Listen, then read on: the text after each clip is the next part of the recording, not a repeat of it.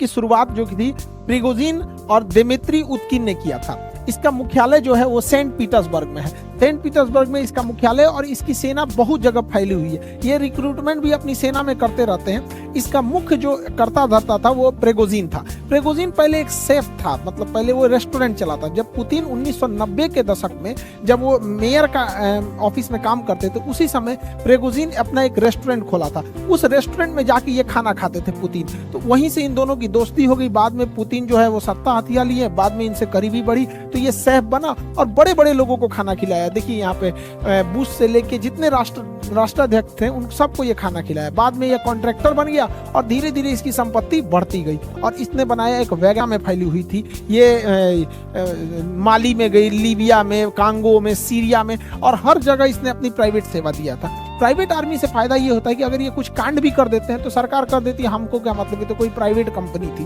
तो यानी ये व्यक्तिगत लाभ, राजनीतिक इच्छा और अपने कोई एक राजनीतिक मतलब महत्वाकांक्षा ग्रुप, इसमें बहुत खतरनाक लड़ाके शामिल होते हैं। विगत इधर सालों में, यहाँ हालिया महीनों में देखेंगे तो इसमें गोरखा, नेपाल से गोरखाओं भी वहां जाने लगे हैं इसमें शामिल करने के लिए। यहाँ पे प्रिगोजिन ने बहुत बड़े मात्रा में जेल से कैदियों को निकालकर और अपने इस वेगनार ग्रुप में शामिल करने का प्रयास किया था। आप सोचिए, जेल में कोई अच्छा आदमी तो। वेगनार ग्रुप चर्चा में और पावर में तब आया जब 2014 में रसिया ने क्रीमिया को कब्जा किया। रसिया ने जैसे क्रीमिया को कब्जा किया, यहाँ पर उसने वेगनार ग्रुप का ही मदद लिया। आप याद कीजिए, रसिया ने जब दोबारा डोनेस्क और लुहांस्क में जब कब्जा किया था तो उसने एक बहाना किया था, कहा था कि वहीं के लोग चाहते हैं कि ये विद्रोह, मतलब रसिया उन पे कब्जा कर ले। वहीं के लोग नहीं थे, पहले ही इसने घुसा दिया था वेगनार ग्रुप को, क्योंकि वेगनार ग्रुप पूरी की पूरी यूक्रेन वार में और काफी साथ दिया इन लोगों ने रसियन आर्मी का। लेकिन मई के महीने में ना इन दोनों में अनबन होने लगी और अचानक से ये जो यूक्रेन का ये वाला एरिया था,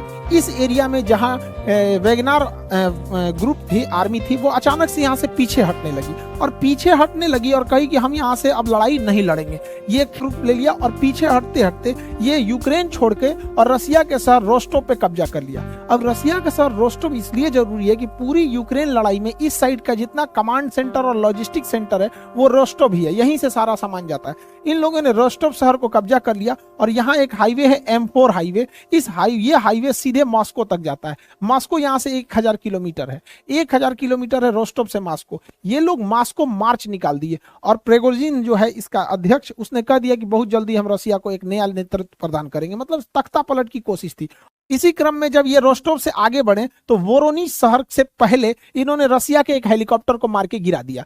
अब वोरोनिज शहर के जब रसिया के हेलीकॉप्टर को मार के गिराया तो जैसे ही इनकी आर्मी यहाँ रोस्टोव से पार करते हुए वोरोनिज शहर तक पहुंची तो यहाँ पे रसियन आर्मी और ये वेगनार ग्रुप के बीच फाइट हुआ और ये फाइट खत्म करके ये वेगनार ग्रुप आगे बढ़ने लगी रसिया से और यहाँ से 200 किलोमीटर पहुंची तो ये मॉस्को से की ओर जाने वाली सारी कहानी होती है। अचानक से ये 2 दिन का तख्ता पलट शुरू होता है और ये बेलारूस के लुकाशेंको, तो लुकाशेंको के इंटरफेयर के बाद अचानक एक दिन में तख्ता पलट खत्म हो जाता है। ये इतना चुटकी में नहीं। हालांकि आपको सहारा लेने के लिए इन्होंने, पुतिन ने पूरी यूक्रेन वार की जिम्मेदारी अब जनरल सर्जेई सुरोविकिन को, ये जो थे ये वेगनार ग्रुप के सपोर्टर थे, ये वेगनार ग्रुप को प्रॉपर सपोर्ट कर रहे थे और वेगनार ग्रुप जो थी अपने पूरे लड़ाकों के साथ घुस गई यूक्रेन की लड़ाई में और ये सर्जेई थे, ये पूरी तरह वेगनार ग्रुप को हथियार, पैसा, लॉजिस्टिक सब सप्लाई कर रहे थे और इन्हीं के दम पर बहुत तेजी से यूक्रेन पे कब्जा कर लिया गया।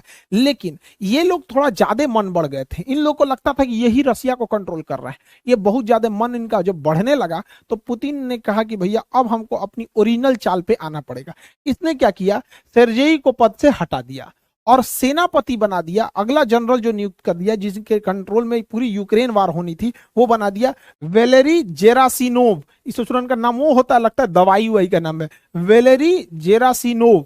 इनको बना दिया सेनापति। अब भैया ये ठहरा इनके खिलाफ। इसने क्या किया, इनको पैसा देना रोक दिया, इन्हें लॉजिस्टिक सप्लाई देना रोक दिया, हथियार देना रोक दिया, खाना पीना सप्लाई रोक दिया। अब ये भैया ही भड़क गया, ये बोला भैया तुम तो बहुत अच्छा थे, ये इन दोनों में पहले से खुन्नस चलता है भैया यहाँ पे। इसने चढ़ा दिया इसको कि एक काम करो, तुम पुतिन के खिलाफ ही बगावत कर दो। पुतिन का तो यही चाल था भैया कि पहले तुम ही को हम आगे बढ़ाएंगे और तुमसे हम जीतेंगे, कूचाएगा तुम तभी मेरा ही फायदा, कूच देगा यूक्रेन को तभी मेरा फायदा। ये बेचारा फंस गया इसी